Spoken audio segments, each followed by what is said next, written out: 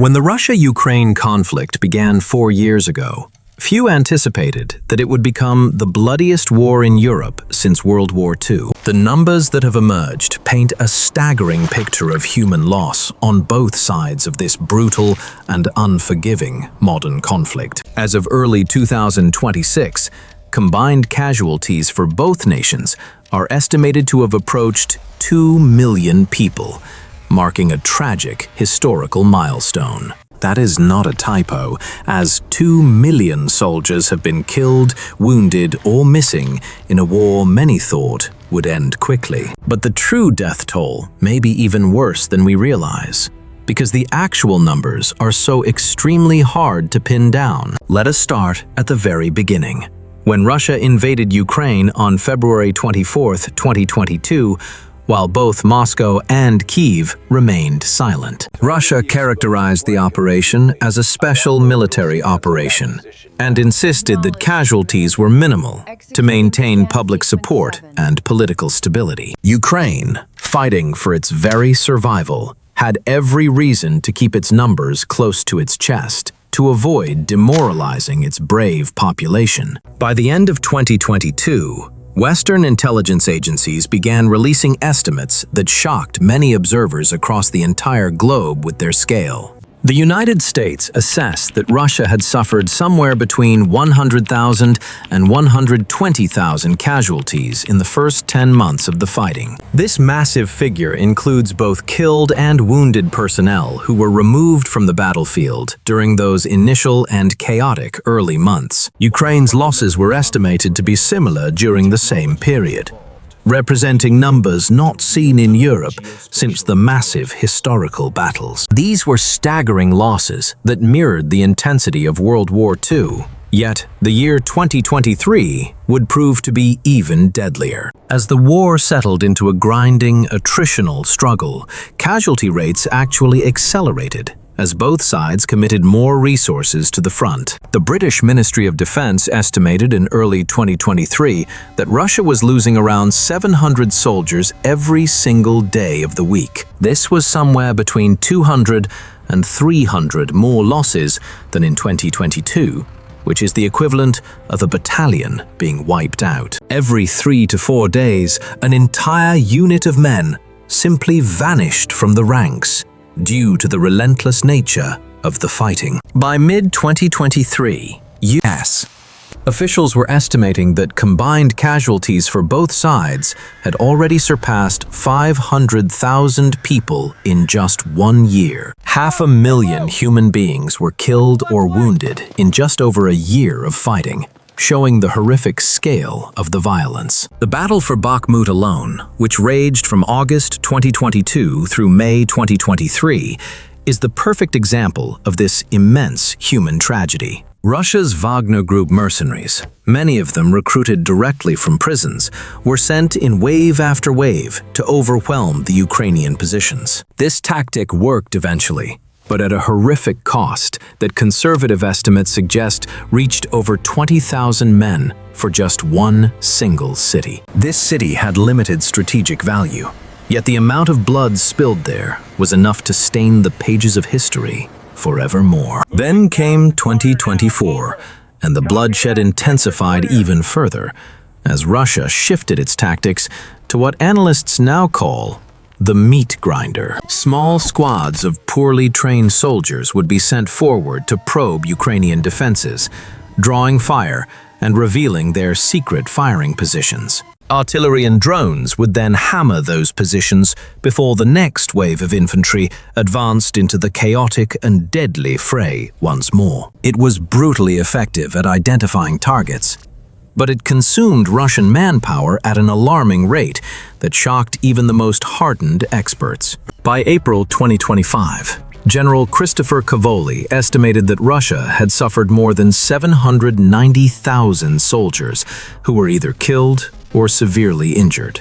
The British Ministry of Defense put the number even higher, at over 1 million casualties by the middle of the year, 2025. The discrepancy in these estimates is due to many complex challenges in tracking casualties across such a vast and dangerous frontline area. Neither side is willing to provide exactly accurate information, and different methodologies produce different results when calculating these massive and tragic human losses. Ukraine's losses, while smaller in absolute numbers, were proportionally devastating, given its much smaller population and very limited military mobilization capabilities on the ground. President Zelensky stated in February 2025 that over 46,000 Ukrainian soldiers had been killed, along with another 380,000 brave men being wounded. However, he noted that approximately half of the wounded had recovered and returned to active duty,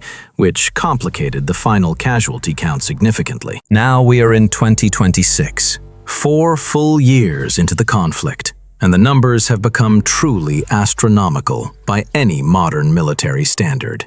According to a comprehensive analysis published by the Center for Strategic and International Studies in late January 2026, Russia has suffered quite greatly. The report indicates that Russia has suffered approximately 2 million casualties since the invasion began back in February of the dark year 2022. That includes between 275,000 and 325,000 soldiers killed in action, which is a massive figure that defies most modern military and tactical expectations. In 2025 alone, Russia lost roughly 415,000 soldiers, averaging nearly 35,000 casualties per month throughout that entire and very bloody and violent year. December 2024 actually marked Russia's deadliest month of the entire war, with an average of 1,570 casualties occurring every single day of that month.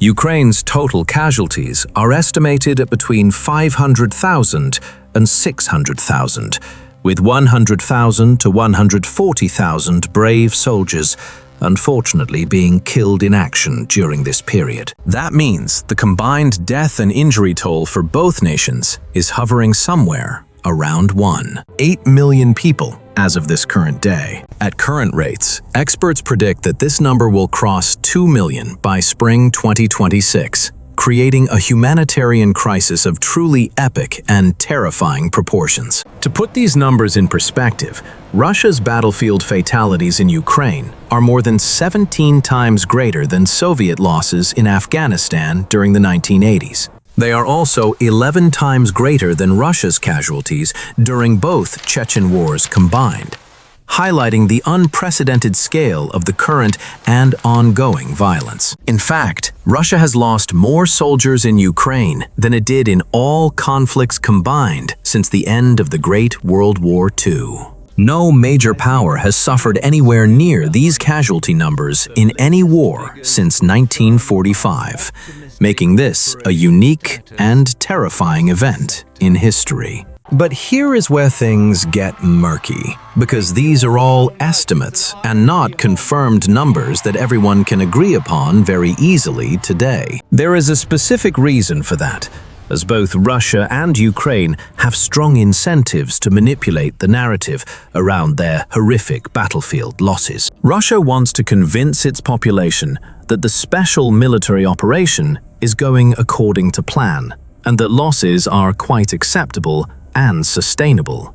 Meanwhile, Ukraine needs to maintain Western support and domestic morale, which means carefully managing the flow of information about its own sensitive military losses. Russia's approach has been systematic suppression of all facts, as the Kremlin classifies all military casualty data as very sensitive and secret state secrets. Independent journalists who report on these losses face up to 15 years in prison, which effectively silences any domestic criticism of the ongoing war. Even using the word war instead of special military operation can result in immediate prosecution by the state authorities in the Russian capital city. Major independent media outlets like Echo Moskvy and Dozhd were shut down early in the conflict to to prevent the spread of truth and information. Foreign agent laws have effectively silenced most investigative reporting, leaving the Russian public with only the official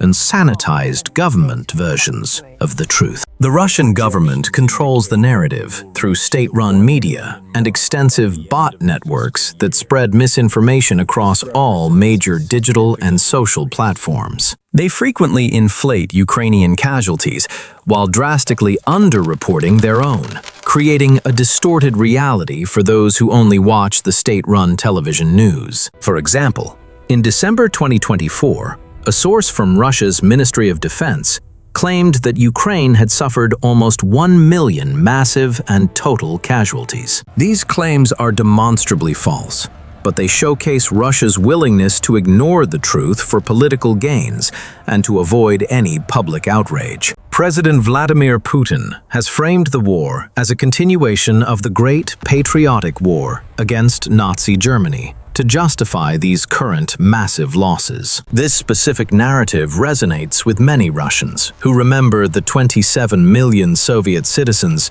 who died while defeating the forces of Adolf Hitler. If their grandfathers could sustain those losses to defeat fascism, then by Putin's logic, modern Russia can accept massive casualties to defeat Nazis. The Kremlin also spends enormous sums on compensation payments to families of dead and wounded soldiers to keep the general public from protesting. In 2024 alone, Russia allocated over 2 trillion rubles, roughly $15 billion, for these specific social payments to the grieving military families. This serves a dual purpose because it provides financial support to families while allowing the government to track casualty numbers very strictly internally. Ukraine's approach is more nuanced, as Kyiv initially kept casualty figures tightly controlled to prevent Russia from gaining any significant intelligence advantages. But as the war dragged on, Ukraine found itself in a difficult position where it needed to demonstrate its effective use of weapons. They needed to show Western allies that donated systems were working, which meant publicizing high Russian casualties to prove their battlefield success repeatedly. At the same time, revealing its own losses too freely could undermine recruitment efforts and public support for the long and difficult war. Ukrainian officials have been accused of inflating Russian casualties to demonstrate battlefield success to their international partners and the domestic voting public. The daily tallies released by Ukraine's general staff consistently show higher Russian losses than most Western intelligence agencies believe to be truly plausible. For instance, Ukraine claimed Russia lost over 1 million troops by late 2025, which aligns with some estimates but includes many wounded soldiers. President Zelensky has been very careful about releasing figures, waiting until February 2024 to state that 31,000 soldiers had been killed. When he updated the figure to 46,000 killed in 2025, it still seemed conservative compared to many Western intelligence agency reports. The truth is that accurately counting casualties in modern warfare is extraordinarily difficult. Due to the fast pace of modern digital battlefield engagements, soldiers often go missing and may be prisoners, deserters, or killed in action, with their bodies never being recovered from the muddy trenches. Wounded soldiers may return to duty multiple times, making it unclear whether they should be counted as one single casualty or several individuals. Russia's practice of recruiting prisoners adds another layer of complexity, because these soldiers often lack proper documentation or any official military records. Independent verification efforts have tried to fill this gap by scouring social media posts, local news reports, and various government websites for information. Mediazona, working with the BBC, has compiled a named list of Russian military dead by looking at specific cemetery records and official announcements. As of early 2026, they had confirmed over 160,000 Russian deaths by name, though this only represents a small fraction. Many families never publicly announce these deaths, and Russian authorities actively worked to suppress this sensitive information from reaching the wider general public. The most troubling revelation came in late 2025, when it emerged that Russian courts were filing tens of thousands of missing person lawsuits. By early December 2025, investigators had identified approximately 88,000 such court claims for soldiers who had simply vanished on the front. Then, on December 26th, Russian courts began systematically deleting these records from public databases to hide the true scale of the mounting losses. Defense Minister Andrei Belousov inadvertently revealed the scale of the problem when he stated that many missing persons had finally been found recently. If roughly 90,000 lawsuits represent half of all missing soldiers, it suggests there are at least 180,000 unrecovered bodies. These bodies remain left behind on the vast Ukrainian battlefields, serving as a silent testament to the horrific intensity of this modern conflict. But if Russia is losing soldiers at this catastrophic rate, we must ask where all these men are coming from after 4 years. To understand the true scale of casualties, we need to look at the numbers before and after, which reveal a very unique military transformation. Russia has essentially burned through its entire pre-war professional military force and has transitioned to a mass mobilization army to sustain its operations. When Russia began its invasion in February 2022, it deployed roughly 190,000 soldiers who were considered the very best of their military force. These were professional contract soldiers, elite airborne units, and Spetsnaz special forces who expected a rapid victory within just a few short weeks. We know how that turned out, as by mid-2022, Putin had to either admit a total defeat or double down significantly. He chose the latter. And in September 2022, Russia announced a partial mobilization of 300,000 reservists to bolster their failing and exhausted lines. In practice, this mobilization disproportionately targeted ethnic minorities and men from Russia's poorest regions, like the Far East, Siberia, and the North Caucasus. Minority groups ended up suffering casualty rates far exceeding their population percentages, creating a deep sense of social and political injustice within Russia. But even 300,000 new soldiers were not enough to replace the losses.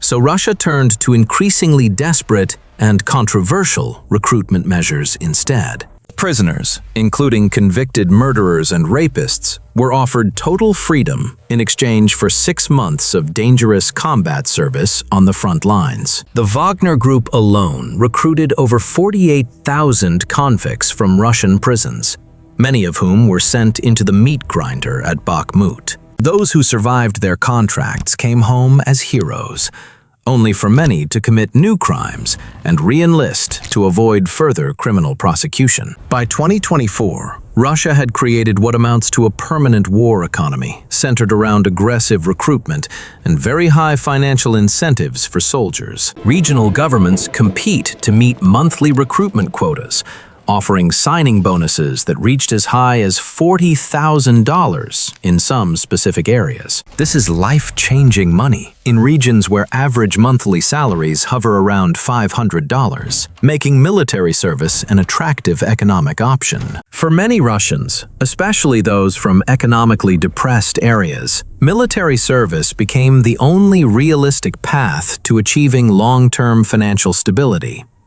Today, according to official Russian figures, the military recruited 540,000 new contract soldiers in 2023 and another 427,000 during the year of 2024. In 2025, that number dropped slightly to approximately 417,000. Yet these are not the professional soldiers Russia deployed back in February of 2022. Most receive only 3 to 4 weeks of basic training before being sent to the front lines to face modern and drone-saturated battlefields. They are learning to operate in dangerous environments while under fire, rather than in controlled training environments, which increases their risk of injury. That significant difference in quality and experience is costing Russia the war, as they lose their most capable and well-trained military personnel. The pre-war army had junior officers who understood combined arms operations, proper use of artillery support, and how to coordinate various military forces. Many of those experienced leaders are now dead, considering that close to 6,500 Russian officers had been confirmed killed by the early 2026. More than half of these losses were junior officers, including lieutenants and captains, who are the essential backbone of any modern fighting force. New officers are being rushed through abbreviated training programs, often with as little as 2 months of training before taking command of troops. They are learning on the job, while their soldiers pay the ultimate price for their inexperience and lack of proper tactical military training. The result is a Russian military that looks nothing like the force that invaded Ukraine in the early months of the year 2022. It is larger in raw numbers, as Putin claims to have 700,000 troops in Ukraine, but it is qualitatively degraded and tactically very weak. Units rely on brute force and numerical superiority rather than tactical sophistication, leading to the high casualty rates we are seeing every day. Artillery support has become less precise, while communications are frequently compromised, and logistics remain a persistent and very dangerous weakness for the army. U.S. Intelligence estimates that Russia is recruiting approximately 30,000 to 40,000 new soldiers every single month as of the start of 2026. That recruitment rate is just barely enough to replace losses and maintain current operations without supporting any major or rapid offensive breakthroughs. Russia is essentially caught in a recruitment death spiral, where it has to constantly replenish its forces to maintain the current status. Adding to Russia's massive problems is the equipment situation. While heavy weaponry is becoming increasingly scarce across the entire frontline areas today, Russia lost more than 4,300 main battle tanks by late 2025, which is more than its entire pre-war active inventory of vehicles. They have been forced to reactivate ancient Soviet-era tanks from deep storage, with some models dating back to the late 1960s. These old tanks are being crewed by poorly trained recruits and sent into battle against modern Ukrainian anti-tank weapons and lethal drones. Russia's manufacturing capacity cannot produce new main battle tanks fast enough to replace these massive battlefield losses that occur every single day. Most of the tanks entering service are actually decades-old vehicles pulled from storage, refurbished, and sent to the front lines immediately. Analysts predict that by late 2026, Russia will face a critical shortage of armored vehicles if the current rate of attrition continues. Russia has a significant population advantage of 144 million people, compared to Ukraine's 37 million before this devastating conflict began years ago. Every Ukrainian soldier killed or wounded is proportionally more damaging to Ukraine's fighting capacity than a Russian soldier is to Russia's army. Moscow bets that eventually Ukraine will run out of soldiers willing to fight, or Western support will waver over the coming years. Ukraine's defense-in-depth strategy has proven extraordinarily effective at multiplying Russian casualties through elaborate trench systems and very dense modern minefields today. Drone saturation has fundamentally changed the calculus of warfare, making vehicle movement nearly suicidal due to constant surveillance and precise aerial strikes. Local commanders in the Russian army often lack the authority to make tactical adjustments without approval from their very distant higher headquarters. Ukrainian forces have consistently out-innovated their larger opponent by pioneering the use of commercial drones modified for various specialized military purposes. Russia is slowly becoming a second-tier power, even as it exhausts itself trying to conquer a neighbor with 20th century tactics. The Russian economy is under severe strain as manufacturing declines and inflation remains stubbornly high for all of its ordinary citizens right now. The true death toll of the Ukraine war is the erasure of futures and the permanent scarring of two neighboring Slavic nations. Each staggering number represents a human being who will never go home to their family after this long and very bloody conflict. That is the real cost of this war, and it is a price both nations continue to pay every single day now. If you found this deep analysis valuable, please like the video and subscribe to the Apex Warfare channel for more military insights.